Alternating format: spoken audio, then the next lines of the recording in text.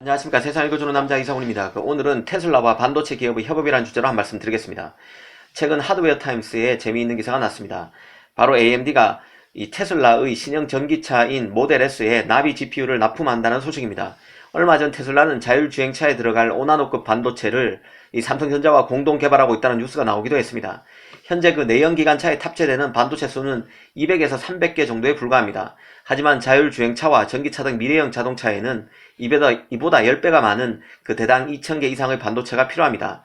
특히 전기차와 자율주행차는 이전 차량용 반도체와는 격이 다릅니다. 이 자동차에 필요한 내구성은 기본이고 이 차가 굴러다니는 컴퓨터가 되면서 인포테인먼트 시스템을 만족하려면 최첨단 노드 칩이 들어가야 합니다. 그런 관점에서 이를 천천히 짚어드리겠습니다. 그 테라플롭스라는 용어를 들어보셨을 겁니다. 티플롭이라고도 하는데요. 이 테라는 10의 12승입니다. 그리스어로 조를 뜻합니다. 그리고 플롭은 초당 그 소수점 연산 획수를 말하는데요. 즉 테라플롭스는 초당 1조 번의 연산을 할 수 있다는 뜻입니다. 이 테라플롭스는 슈퍼컴퓨터의 계산 속도를 재는 척도입니다. 그런데 그 테슬라의 신형 전기차 모델 S에 탑재되는 그 컴퓨터는 최대 10테라플러스의 처리 성능을 갖고 있다고 합니다. 1초에 동시에 10조 회의 연산을 한다는 뜻입니다. 이런 그 조단위 병렬 연산이 가능하려면 고성능 GPU가 들어가야 하는데요. 통상 플레이스테이션 5에 적용되는 GPU 연산 능력은 10.3테라플러스입니다. 한마디로 테슬라 전기차에도 이 고성능 게이밍 PC 그리고 신형 게임 콘솔에 준하는 GPU가 들어간다는 뜻입니다.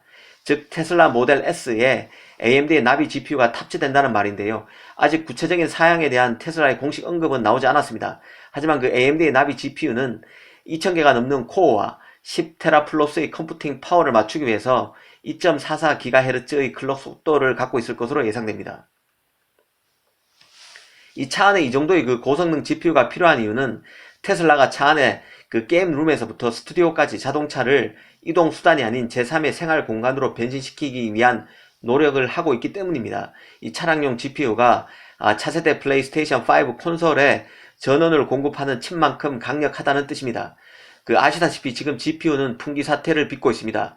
TSMC의 제조 라인 확보 문제도 있지만 기본적으로 고성능 컴퓨팅, HPC죠. 그리고 암호화폐 채굴 수요, 이번에는 전기차 수요까지 너무 잘 나가서 후공정 핵심 부품인 서브스트레이트까지 공급이 딸리는 상황입니다. 사실 지난해 가장 뛰어난 퍼포먼스를 보인 기업이 바로 애플과 AMD인데요. 애플의 경우 지난해 4분기에만 삼성의 그 연간 전체 영업이익 36조 원보다 1조 원 가량 많은 37조 원의 영업이익을 올렸습니다. AMD도 이보다 규모는 훨씬 작을지언정 뛰어난 실적을 냈는데요. 4분기 매출액은 10년 만에 최고치를 기록했습니다. 그리고 인텔과 엔비디아가 모두 긴장할 만큼 PC 시장에서 가장 빠른 게임용 CPU와 GPU를 공급하고 있습니다.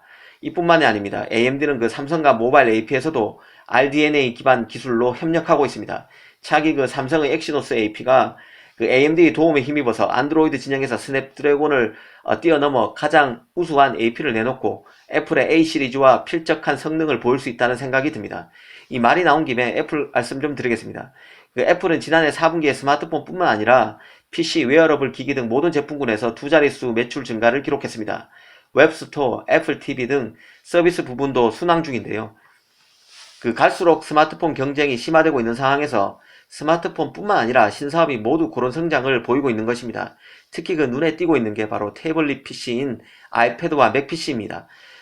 매출이 전년 동기 대비 21%, 41% 정도 늘었는데요. 이 부분에 주목하는 것은 역시 PC용 CPU인 M칩 때문입니다. 애플이 자체 설계해서 만든 M 시리즈 칩이 뛰어난 성능으로 앞으로 맥의 시장 점유율이 크게 오를 수 있다는 생각입니다. 이 PC 시장에서 3강하면 델, 레노버, HP입니다. 이 3강에는 DG지만 에이서와 에이수스에는 앞서서 4등이 바로 애플인데요.